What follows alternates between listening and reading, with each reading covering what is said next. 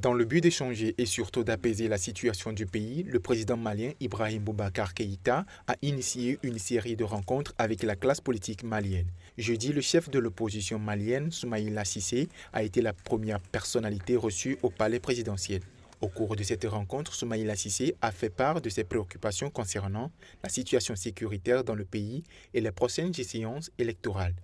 Le grand problème que je vois, c'est qu'il y a un déficit réel de dialogue dans notre pays.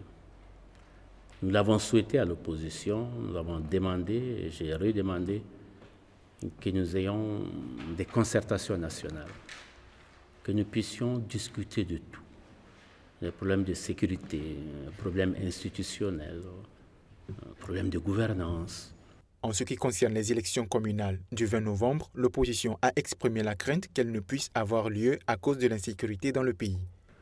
Aujourd'hui, nous avons beaucoup d'incertitudes, en particulier dans le nord et dans le centre de notre pays. Nous allons rentrer dans des phases électorales qui créent encore de nouvelles perturbations. Nous souhaitons bien sûr que les élections, si elles se font, se fassent dans tout le pays. Mais je crois qu'on n'a pas besoin d'être un grand devin pour se rendre compte que d'ici novembre, ce sera difficile de dire que partout les choses vont bien se passer. Nous le souhaitons, mais nous ne le croyons pas. C'est pour ça qu'il ne nous a pas paru fondamentalement urgent aujourd'hui de fixer une date pour ces élections communales.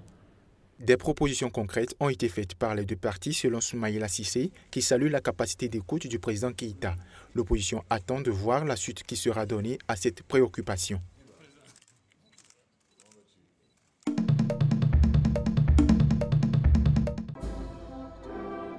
Le 17e sommet extraordinaire des chefs d'État de la Communauté des États d'Afrique de l'Est, EAC, s'est ouvert jeudi à Dar es Salaam.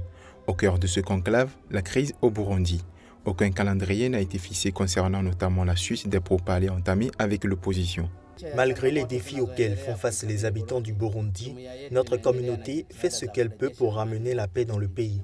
Le facilitateur dans le dialogue inter-burundais, l'ancien président tanzanien Benjamin Mkapa, devrait présenter un plan visant à sortir le Burundi de la crise. Depuis plus d'un an, les relations sont très difficiles entre le Rwanda et le Burundi. En août, le gouvernement burundais était accusé de bloquer toute exportation de produits vivriers vers le Rwanda, une interdiction unilatérale contraire au principe de la libre circulation des personnes et des biens et aux idéaux de l'intégration régionale prônée par l'EAC.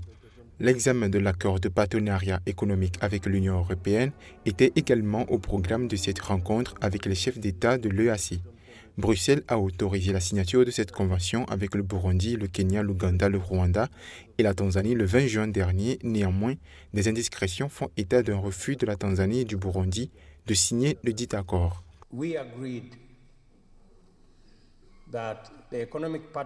Nous sommes d'accord pour l'accord de partenariat économique, bien que déjà signé par deux pays. We're going to allow ourselves 3 months so that we can move together. Nous allons nous donner 3 mois supplémentaires afin d'aller de l'avant ensemble dans la signature de cet accord et nous avons donc demandé au secrétariat de communiquer cette position du sommet à nos amis de l'autre côté, l'UE.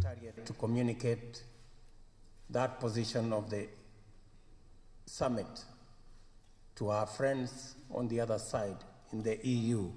Le président ougandais garde espoir que tous arriveront à une même compréhension.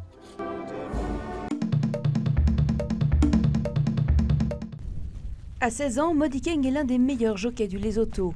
À l'année, il travaille comme berger, mais à la veille d'une course importante, il se voit déjà passer la ligne d'arrivée en tête.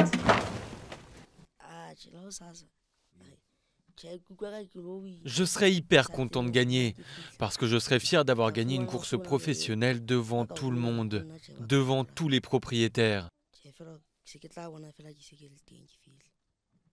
Dans les villages du Lesotho, les chevaux et les ânes sont le principal moyen de transport.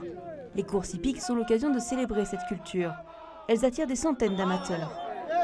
Les propriétaires présentent leurs montures à la foule et les paris vont bon train. 5 courses sont organisées à Semongkong le jour de l'anniversaire du roi, par catégorie d'âge et de race. Des poneys Basotho locaux, au pur sang importés d'Afrique du Sud. Sur la piste, aligner les chevaux au départ peut prendre un quart d'heure. Les cavaliers s'élancent enfin. Les 4 finalistes peuvent gagner de 5 à 20 euros. C'est au tour de Modikeng d'enfourcher le cheval de son employeur. D'après les propriétaires, les jockeys font 30% de la course. Ce qui compte, c'est la préparation du cheval.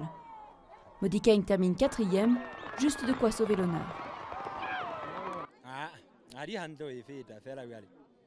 Tous les chevaux étaient très bons et le mien s'est blessé à l'entraînement, donc je ne l'ai pas trop poussé non plus.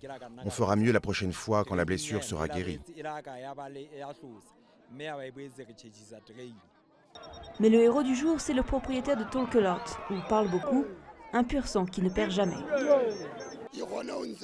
C'est parce que je l'entraîne beaucoup, sans le laisser partir, en le retenant tout le temps. Au total, 1000 € de prix sont distribués. Les courses sont sponsorisées par des entreprises et par l'Agence nationale du tourisme. Ces sponsors permettent de faire vivre la tradition, mais aussi de la professionnaliser pour gagner de la reconnaissance à l'international. Pour moi, l'avenir des chevaux du Lesotho passe par ces courses. C'est là que les éleveurs et les propriétaires peuvent regarder et analyser les chevaux et décider comment faire progresser la génération suivante. Modikeng a travaillé pour plusieurs propriétaires et de victoires en paris gagnés, il a empoché 50 €, l'équivalent de 10 journées de travail. De quoi rêver au jour où lui aussi aura son propre cheval.